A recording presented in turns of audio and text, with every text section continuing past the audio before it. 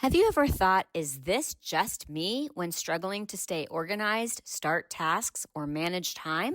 For those of us over 50, these challenges might not be just aging.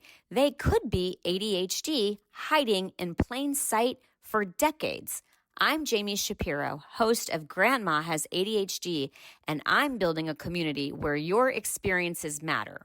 Whether you're diagnosed, questioning, or simply curious, you're not alone.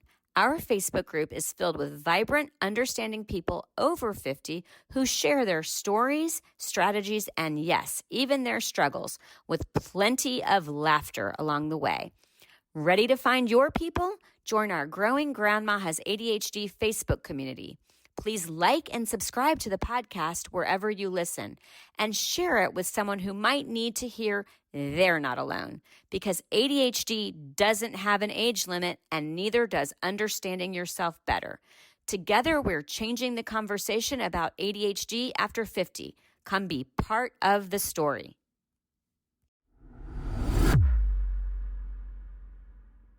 I am so excited about today's podcast, and you're going to see winging it at its best.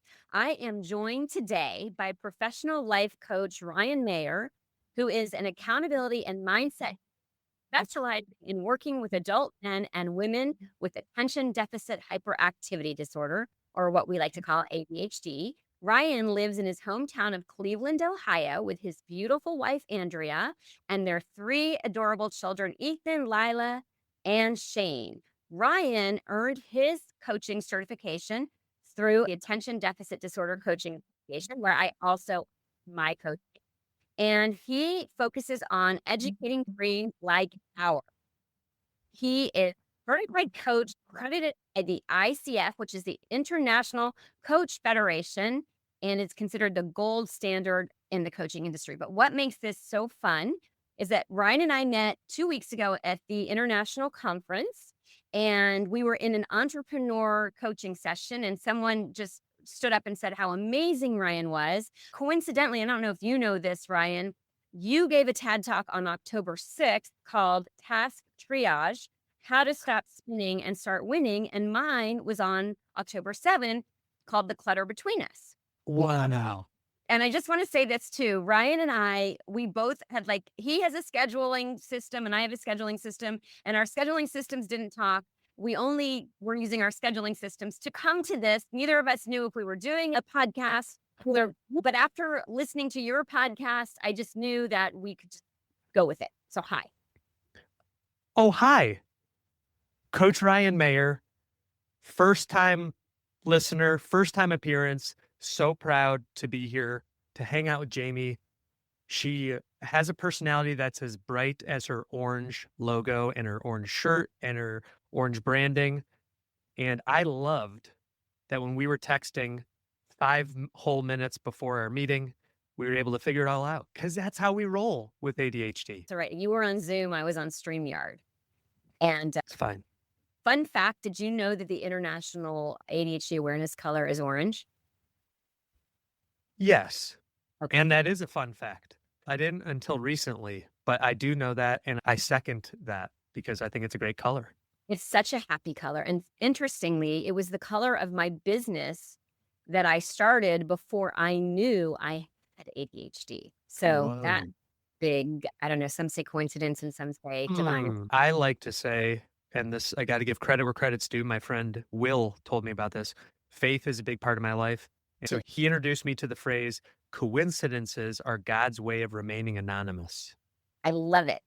Feel free to use it. I use rejection is God's protection, or redirect. Oh, okay. May I use that? Oh, please. And yeah, I have to tell you, I had to brush up on your podcast format so I would actually know. And you interviewed Anna Lore, who of Mess Lab, and I was blown away by what you shared. And what I love about what you do is that you bring together executives, like business, not executive functioning, with ADHD, which really has a lot more overlap than people realize. Like the room that we were in was filled with entrepreneurs. Yes. Yeah. So I, would love to be back on your podcast, because I know you're all about awareness of inclusion. And a big group of people with ADHD are not being included in that conversation, and that is Yes. older adults. So I do hope that you will have me back and bring attention to this topic as well. Yeah. Let me check with the judges. Can we? Yes. Congratulations, Jamie. You'll be on the More Than ADHD podcast. Hey, wonderful, wonderful. Let's tell her what she's won. She's won another fun conversation with her new friend, Ryan. Wonderful. Well, since we're going to gear this one to my audience, which is older adults, and I know Wonderful. a tight timeline, I believe I asked you if you had parents with ADHD, which of course the answer is always supposed to be yes. Would you be willing to talk about that? I think we talked about that, but I have ADHD. I don't remember. I am happy to talk about it. We can get my parental permission slip signed later. Ask for forgiveness, not permission. Oh, yeah. Um, I looked at that one. yeah, no problem. Okay. Well, so first, tell me a little bit about your ADHD journey, how you discovered you had ADHD, and what made you venture into the space of ADHD coaching and podcast. I actually thought about it this morning because I am blessed to say that even though I'm 40 years old, I still have the privilege of playing basketball 3 times a week in the morning. I'm using air quotes, old man basketball, where we run around from 6 a.m. to 7 a.m. and it's just a lot of fun. And as I was packing up my overstuffed gym bag, because I bring all of the outfits that I could possibly need, because we play different colors. So, like, are you on the dark team or are you on the light team? And everyone always is like, what? Did you pack your whole closet? What's going on? And as I was gathering up my gear, it reminded me so much of high school when I would come out of the locker room, and this was before I could drive. So my mom would be there to pick me up. Hmm. And she would say, I just had this question. Yeah, what's up, mom? She said, what do you do in there? Like, what do you mean? I mean, I was at basketball practice. I know. I mean, after that, when you're in the locker room, everyone else comes out. And then like 5, 10 minutes later, you could, like, what are you doing in there? And I said, I don't know. I guess just like getting all my stuff together. And I probably talk with the guys a little bit. Some things never change, that I'm the last one out of the gym, but that's okay because I accept that that's just part of who I am. So my journey, super quick, was I was not the disruptive, stereotypical little kid who can't stay still in his classroom seat. Sure, I was always social, so I might get asked to not talk on the side sometimes. But throughout grade school and even in high school, there was never any, again, air quotes, disciplinary actions or anything. For me, it really did come down to time management and anxiety, where I would be taking tests and was always the last one to finish. And I never felt like I was going slowly. I was trying as hard as I could. So at that point, we just felt like things weren't quite adding up. So we explored it. And there was a lot of other things that, as the psychiatrist read down, this was the first time I'd really heard a description of ADHD. And I said, oh my gosh, this is so validating because I'm realizing it's not my fault. Like, this is just how my brain is built. So I got diagnosed in high school. And then in college, I made the wise choice to get accommodations so that I wouldn't have these anxious moments in tests where I could hear every foot tap and every lip smack and every clicking of the pen and whatever. So that was a huge help. So for any older listeners out there who might be doing adult education, or if you have any grandkids or kids, tell them that there's nothing to be ashamed of for taking advantage of the accommodation, the Office of Student Services, or whatever it might be called. That was a huge win for me. And my ADHD was really the most detrimental for me once I got into the workplace, where I would be incredibly effective and persuasive when I was in front of people because I just get activated and love being in front of people and helping to inspire them. But then where I was really challenged was the follow through and the administrative piece. And I can remember my first job after college, I had sticky notes just everywhere. And because I didn't want to forget. But back to what you mentioned earlier, my talk about task triage, when everything seems like an emergency, it's hard to figure out what are you actually supposed to be working on. So any time that I disclosed that I had ADHD, unfortunately, the professional workplaces I was in just simply they didn't know what they didn't know, and they weren't sure how to effectively support me. And so Mhm. as a result, it sadly, it usually ended up being sort of the first step on my road towards the door. Mhm. And there were times where I literally held the legal box with my stuff in it because it was really hard for me. And they would say, even in those conversations, like, we have to let you go, they would say, this is really hard for us because you're one of our best employees. But since you're not able to do the administrative part, like, we have to let you go. And Mm. so that actually is what inspired me to become a coach because I don't want other people to have to feel as humiliated and frustrated as I used to feel every single day.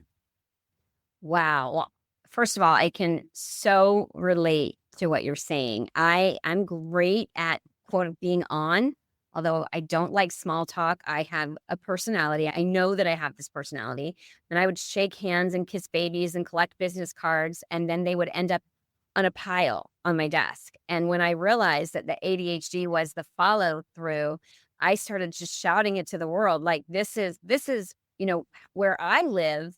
And when I wrote my book, I had a woman reach out to me who had started her own business successfully for years and was behind on her bills. Not because she couldn't, but because it was one of those administrative tasks that it is mundane and it bores our brains that need more stimulation. So, Mm. thank you for sharing. I'd assume you have a parent that knows at this point that they have ADHD. Is that true?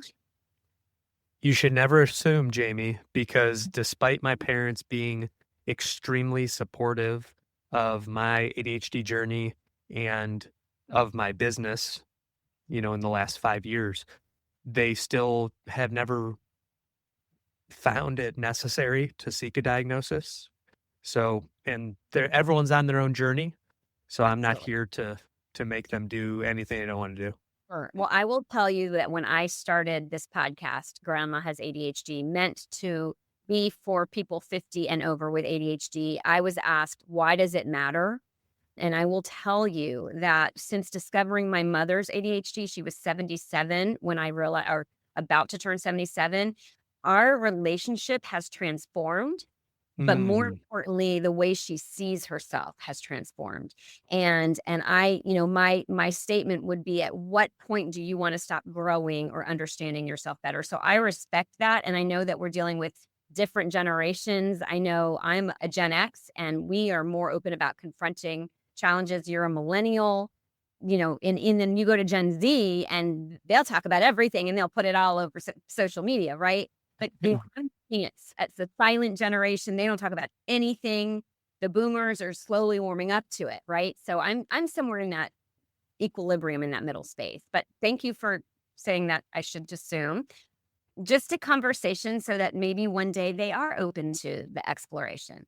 And I will say that I think it impacts women, older women more than men. And I'll say the reason is that women typically have the lion's share of running a family, keeping Mhm. the house together, in addition to any other responsibilities that they have. And I know for me, before I didn't find out I had ADHD until I was 45.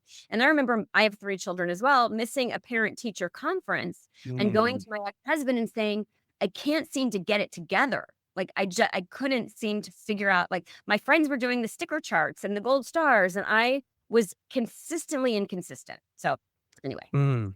Well, I just wanna acknowledge that feeling and relate to you on such a deep level because I know that there's something different about me when my children are the ones saying, "Dad, we have to leave to get to the swim lesson," or "Dad, I don't wanna be late for practice again," things like that. So I totally relate. Mhm. Yeah, and 3 kids is a lot of kids too. It's not that one. Like, 3 puts Right. you okay, so And one other thing I'll just say too is because the apple continues to fall from the tree, but our oldest, our 8-year-old, has been diagnosed with ADHD, and there may even be other things going on there as well. But there's been a lot of challenges there. So now with me, even despite my knowledge and my wife, who is neurotypical, has done a phenomenal job reading up on things, that doesn't mean that we have it all figured out by any means either. No, and that's come up too. It's just you can be an ADHD coach and you can still stumble on your ADHD. Like it's still, it still shows up. It's not like we've mastered how to live with ADHD. We just have tools and knowledge and grace. And I think that that's such an important point because people will sometimes be almost embarrassed to bring up challenges to me because they think that as a certified coach, I have it all figured out. And then I just laugh with them and I say, that's a great joke because just because I'm here doesn't mean I have it all figured out. It means that I'm just a few steps ahead of you.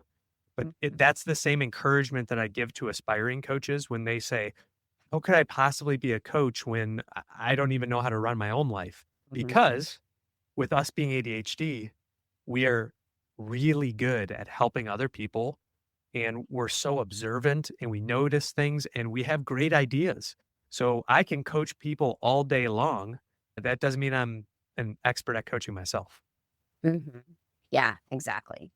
Well, thank you. Speaking of not keeping it together, I just had someone show up for another podcast interview that I didn't have in my calendar. So it's really good that we scheduled a short session. I'm going to send her a text message and take a pause. You're seeing ADHD in action, and she is a grandma with ADHD. When we come back from that pause, I want really quickly to you talk about how to task triage and how people can find you. And you are listening to this podcast and you are enjoying it, please like it, subscribe to it, and share it because that is how I am growing the community of people over 50 who are coming to discover their ADHD. So we're going to take a quick pause.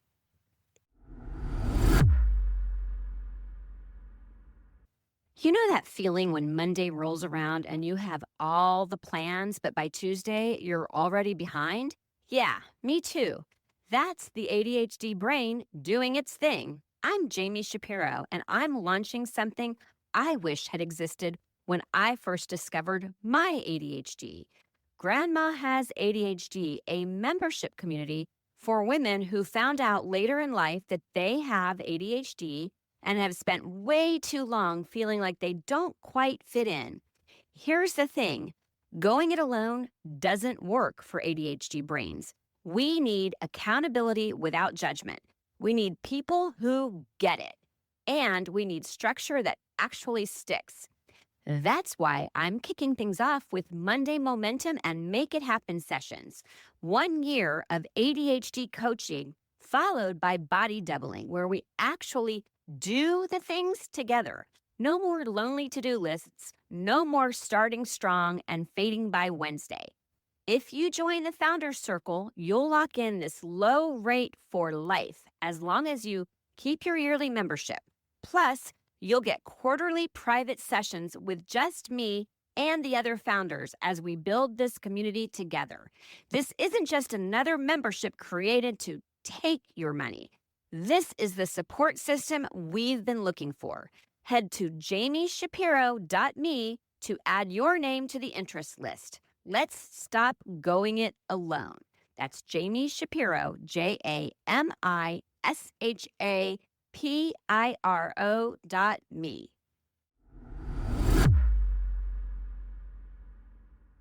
Ever wondered why helping a loved one declutter feels like speaking different languages? I did, especially with my mom. It wasn't until I founded Silver Linings Transitions, helping San Diego seniors organize and move for over a decade, that I discovered why. We all experience clutter differently, and for those of us with ADHD, it's a whole other world. If you are listening in the San Diego area and feeling stuck with moving, paperwork, photos, or home organization, our team at Silver Linings Transitions gets it. We understand ADHD's unique challenges, and we won't just help you get organized. We'll create sustainable systems that finally stick.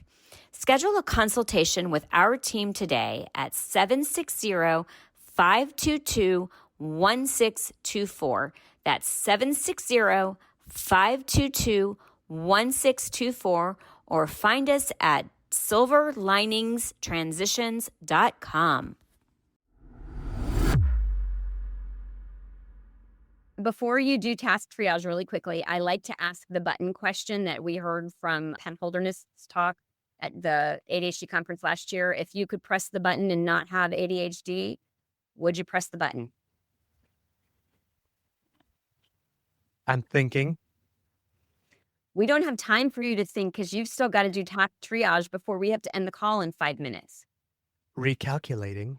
I considered this when I heard that talk live, and because I am a big fan of the abundance mindset, I'm going to say, yes, I would press the button because I feel I would still have a lot of my creativity and I would just be able to apply it more systematically. So I'll say yes.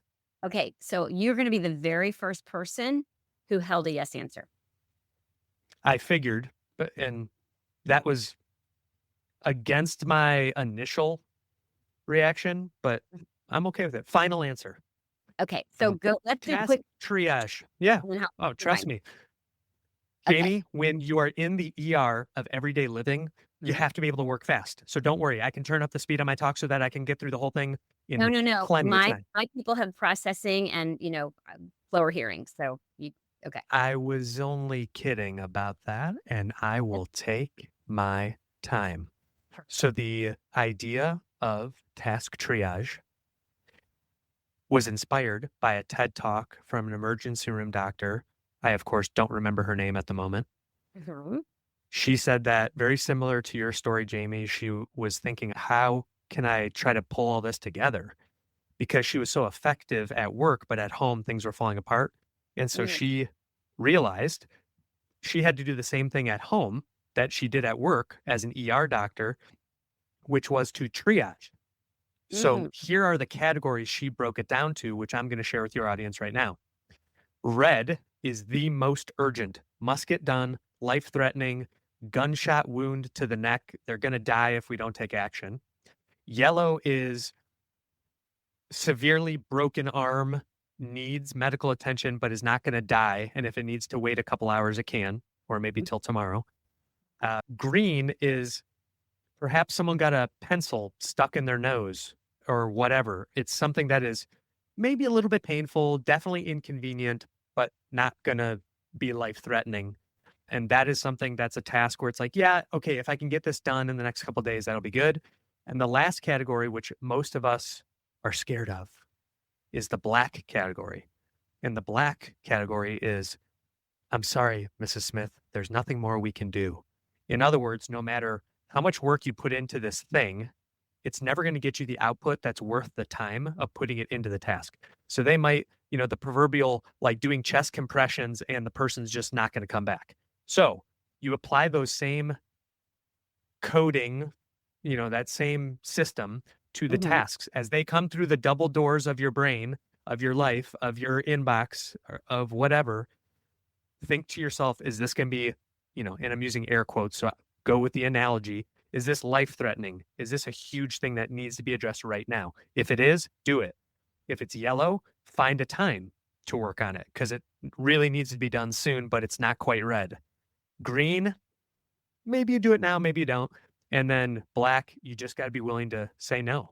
So that's task triage as quickly as I can get through it. That was amazing. Okay, how can people find you? Because I'm going to honor you have an 11 o'clock appointment, and we're going to be there. And we're going to be there. I just want to first say thanks for having me. And I am so proud of us for just Mhm. rolling with it with radical acceptance and just going live, as Bill O'Reilly said in one of his infamous YouTube clips. So anyway, where you can find me if you'd like to learn more, would love to have you check out my YouTube channel, which is Ryan Mayer Coaching, Mayer, like the emergency room, like the month of May, ER. And you can find me on all the major social platforms. I have group coaching, one-on-one coaching, and what I'm really looking to grow in 2026 is my corporate offering where I can go back and be the change that I wished to see in the workplace. That's it. And I can't wait to have Jamie on my podcast. Go ahead. I love that, love that, love that. And I am so grateful for you, the work that you're doing. and that we were able to just roll with it and show in real life what it's like to be two ADHD coaches living life with ADHD. So I hope that my listeners enjoyed getting to know you. I certainly can't wait to be on your podcast. And it is never too late to make the rest of your life the best of your life. Thanks for listening. Jami, this might have been one of the best podcast episodes I've ever been on. Thank you for everything. Oh, my, what's it called? Recognition euphoria. Thanks you. Oh, nice. Okay, cool. Okay, I'll see you when you're on my podcast. Bye. The opinions expressed on Grandma Has ADHD podcast are those of our guests and hosts and are intended for informational and entertainment purposes only. This podcast does not provide medical advice, diagnosis, or treatment. The content discussed in this episode is not a substitute for professional medical advice, diagnosis, or treatment. Always seek the advice of your physician, mental health professional, or other qualified health provider with any questions you may have regarding a medical condition or mental health concern. Never disregard professional medical advice or delay in seeking it because of something you have heard on this podcast. If you think you may have a medical emergency, call your doctor or emergency services immediately. The host, guests, and producers of Grandma Has ADHD do not assume any liability for the content of this podcast. Listen at your own discretion.